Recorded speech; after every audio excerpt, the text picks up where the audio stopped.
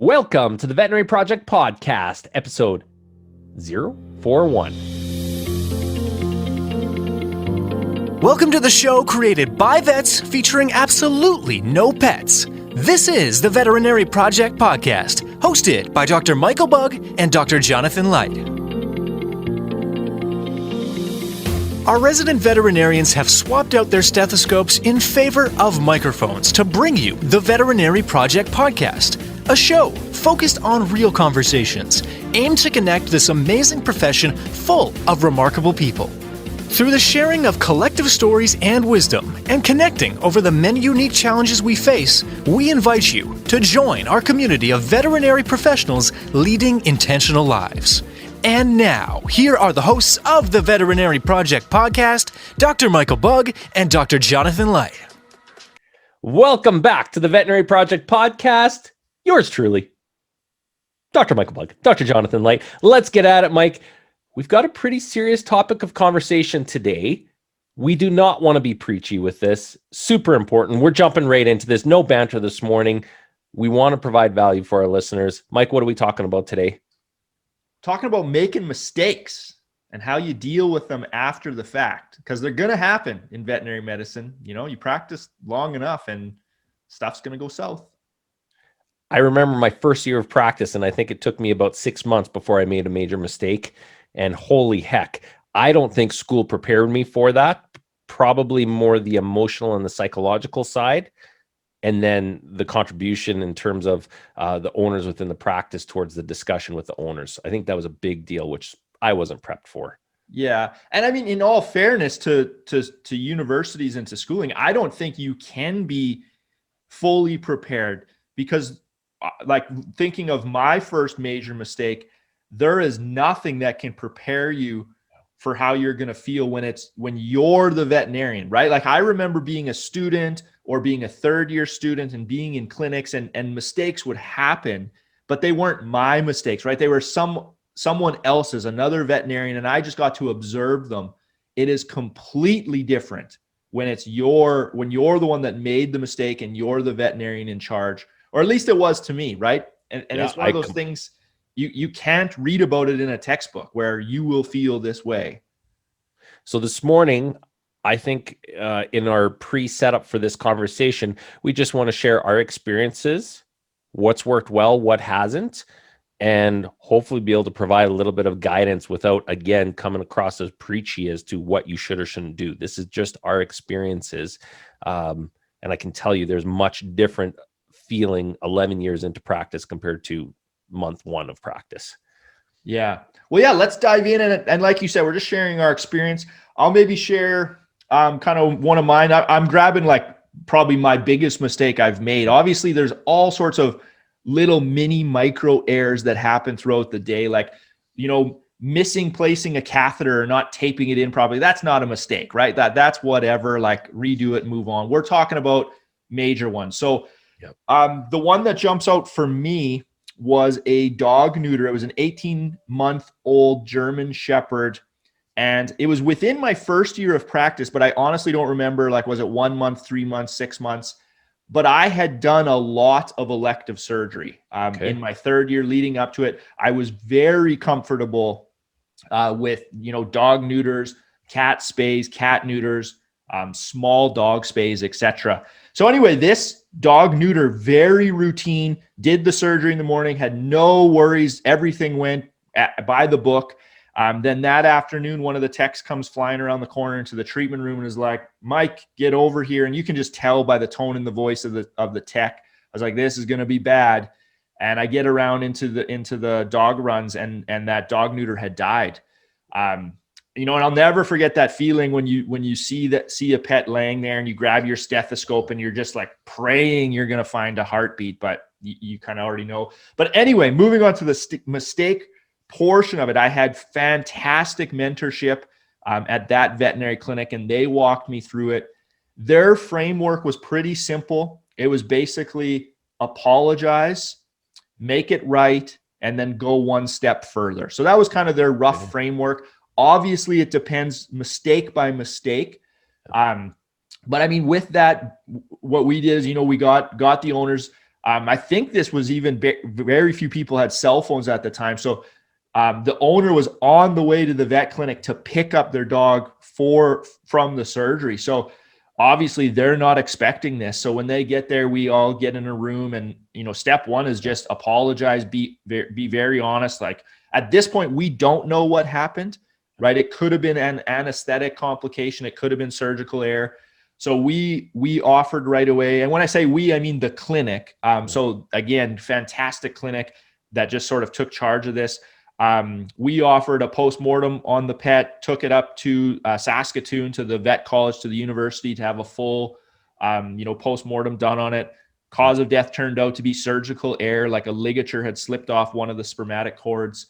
And so with that knowledge, we went back to the owner, reported what we found. And then what the clinic did was to sort of make it right and go one step further. Now, obviously you can't bring that pet back. But what they did is they got this owner, they got them a new dog. This German Shepherd happened to be pretty highly trained. So it wasn't a free dog from the pound. Like, they had to pay some money for it, and then covered its full first year of life, right? So all the shots, and then it's neuter when it came around to neuter. The only caveat was I wasn't allowed to be the one to neuter it. So I was like, oh yeah, that's probably fair. Yeah. So anyway, that's my quick experience. I'll throw it over to you, Jonathan, because I know you have experience both personally as a vet making mistakes, but then also as a leader managing mistakes. So I'm excited to hear what you got to say. Yeah, I appreciate you sharing that one, Mike. And I have just one follow-up question before I go into my own and things I've seen is psychologically, Mike, how did you deal with both the consequences of making a medical mistake, and how do you think it affected you going forward from that position? Man, that was a good question. This is a great question. So short-term, devastating. Like, I can still remember it. And this would have been 2008, I think, maybe 2009, very early in my career. That feeling like your gut's just twisting. There's a lump in your throat. You want to just go crawl in the corner so no one can see you. That's how I felt. But honestly, in hindsight, when I look back at it, it made me just way better at surgery. I wouldn't go so far as saying I was arrogant, because I was just starting out, but I was pretty confident at surgery. Like I was like, nothing's going to go wrong. I know what I'm doing. And that just totally changed the perspective, where like every single surgery, you need to know what you're doing, recheck everything, because at any point something can go wrong. And I can honestly say I never did another dog neuter ever in my career without thinking of that one. I changed my surgical technique. Like, I changed the ligatures I used. I changed my suture patterns. I changed the suture. Like, I revisited everything. So in hindsight, I mean, this is maybe horrible to say, but if I got to rewind time, I would do it again, because it made me a way better surgeon overall. So amazing you say that, because I had the similar experience with the two. I have one where, again, first year, within the first 6 months, an animal came in, and I provided it meloxicam. So just a standard NSAID going home. But again, I don't know what I was thinking at that time, but that dog was showing blood within its GI system when it had presented. And so the complete lack of understanding that the major contraindication for using an NSAID is when you have bleeding present. And I laugh now at that 11 years later, but again, within the hours, this animal had serious consequences. It didn't die. It came back to the hospital, and we had to watch and monitor it over the next 48 hours. And truthfully, I don't remember the name of that dog, but I sure remember speaking with the owner, because it was my responsibility to go back to that owner and go, I shouldn't have prescribed that medication. We shouldn't have used it. And very quickly, that dog had an adverse event, which I have no reason to understand was different, other than the fact that it was already showing abnormalities of which an NSAID was not a place to be using. And I remember that and going, we're going to do everything we can. And just to the question I asked you previously, psychologically, I was sweating bullets, because I knew there was no other reason that this animal And maybe there was, but in my brain and in my mind, and based on the medication that I had prescribed and had been used in that dog, that this dog should be having the effects that it had. It made its way through. I remember that owner not being happy whatsoever, but I remember that conversation, and I remember going, okay, put your big boy pants on. You need to have this discussion. It's your responsibility. And my mentors in that clinic were like, you need to talk to that owner. And I did, and it went as well as possible. And just the same as you, I can think every time I give out meloxicam now to this day, number one adverse, and it's such a simple one from meloxicam. We still use it quite a bit, and then as an NSAID, no matter which type, but I will not use it. My second example is a dehiscence. So we had an intestinal laparotomy. Laparotomy, where I had to go into the small intestines, and post-surgery there was dehiscence, and looking back at it, and we ended up having to go back in and flush the abdomen, and this cat was named Pier, and I'll remember him again for the rest of my life. That dehiscence was me. Again, it is that medical error in surgery can occur, but the way I had placed those sutures was not appropriate. They were too tight for that location. And I'll always remember that. And in this case, that cat did not make it. And so the one side of me can say, hey, that's a regular complication of surgery, but we're taught different. We're trained different. And in my view, that was a medical error that shouldn't have occurred, and due to my error of where I placed those sutures. So again, similar to what you described, that in that scenario, I've never placed sutures that way again. And even as of last week, when I was placing sutures, I was thinking about that. Like literally, Pier comes into my head. In that situation, I remember those owners. I remember sitting in that room. I remember having that discussion, and it went well. But again, it was coming from a place of honesty. It was coming from a place of compassion and empathy, and a real wanton desire to make things right. I don't truthfully recall what we did in terms of payment. I know it was a no-cost surgery, without a doubt. But I bring that up in the context of now experience in a leadership role, because those are the two majors that I've been a part of, but I've been a part of many others in a leadership management role, both ones that have gone well and haven't gone well from the point of discussions and communication with the owner. And in those cases, in every single case where there is a possible perceived medical error on our part, whether it's a veterinarian, technologist, other individual within the veterinary team, first investigating what's happened. So before jumping to conclusion, one way or another, let's calm our emotions down. Let's look at it as objectively as possible, knowing sometimes that's very, very hard because really bad things do happen. Identifying where error may have occurred, and then being as proactive to provide that information to the owner as to what has happened, and not in the fact of justifying it or trying to make it go away just like that, but to empathize to the situation and understanding what that might look like from the owner's perspective. From there, when you get to do that, you then give the owner the ability to start processing, especially in the case where an animal has passed. And then we can do follow-up discussions.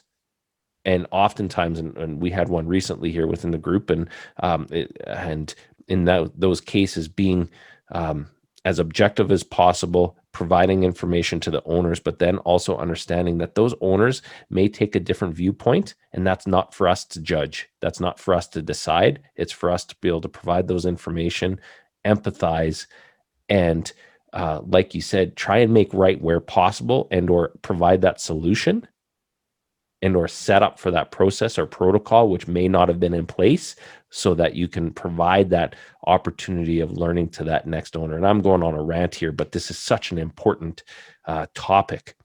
Yeah. I've been taken to the ABVMA, which is our regulatory body, for a case of which I never even touched. So I was a general manager at that time.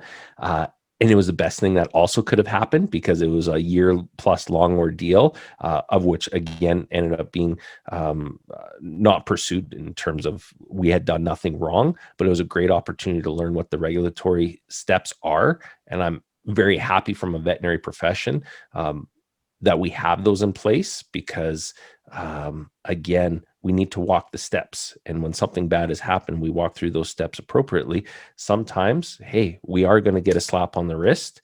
Sometimes there's more serious consequences, but that's the life and the profession we live in. And in my view, it's handled very well. And we could go into that further at a later time. Yeah. I mean, overall, it's kind of one of those things that it comes with the territory. If we want to be responsible for saving pets' lives, we have the other side of the sword where things can go south, and unfortunately we can cause harm inadvertently. But it's funny, the more vets you talk to about this, obviously no one wants it to happen. But once they get through kind of their first major medical error, it's almost always a similar story of how much better it made them as a veterinarian. So, hope so.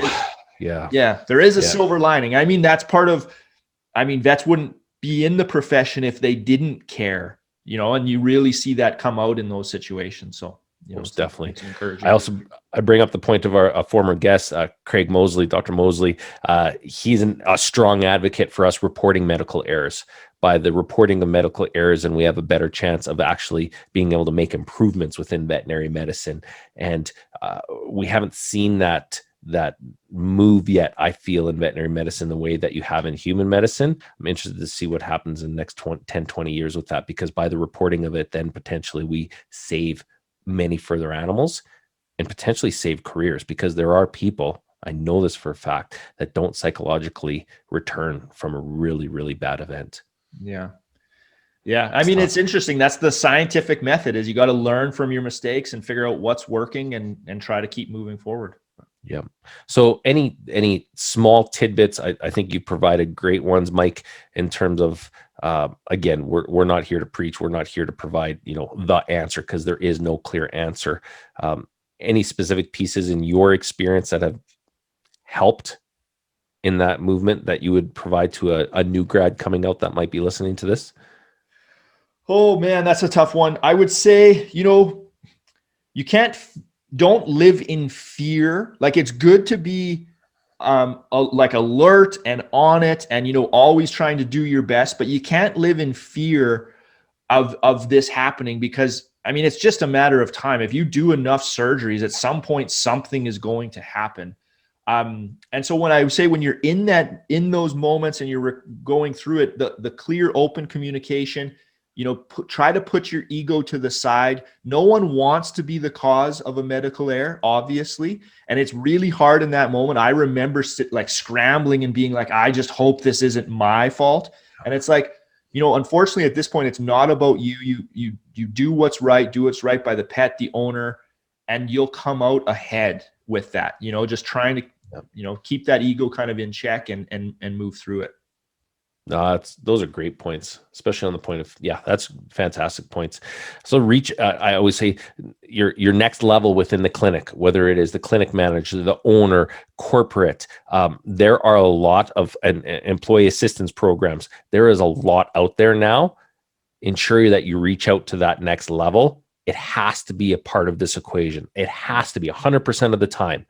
You must use the leaders within your clinic. Do not take it on yourself. Again, if I could preach about one thing, that is the one thing, and I'm not supposed to be preaching today. And sorry, I know we're going long. I'll jump in with, that was another thing at my clinic where this happened. The leaders were fantastic, but also all of the coworkers, all the other veterinarians. When I said I wanted to bury my head in the sand and go roll into a hole, everyone supported me in that situation. Everyone's been through this, right? If they've been around for a while, they know what you're going through. So that support piece is massive. Excellent. Well, this is a short one for you today. Hope you enjoyed it. Hope you got some value out of it. Enjoy your day. Thanks, Mike, as always. Thank you for listening to the Veterinary Project Podcast. As a recap, on behalf of our hosts, the Veterinary Project Podcast will be releasing new episodes weekly. So be sure to tune in as we bring you more conversations aimed at helping you enjoy a life well lived. If you enjoyed what you heard on the show and you want to stay in the know, please like, love, and or subscribe to the podcast on the listening platform of your choosing, as we're available on all the usual suspects. If you know of others that may benefit from these conversations, we'd love it if you please share the show with them, as this will help us grow our community to reach more and more veterinary professionals. Speaking of which, if you are a veterinary professional and would like to get connected with more like-minded individuals who are joining us on this journey, please send an email to theveterinaryprojectpodcast@gmail.com, and we'll invite you to be a part of our private Facebook group. General feedback, requests for information, or perhaps requests to be a guest on the show can also be sent to the Veterinary Project Podcast at gmail.com. Dr. Michael Bugg and Dr. Jonathan Leicht, thank you for listening to the show, and we'll catch you again next week for another episode of the Veterinary Project Podcast. Bye for now.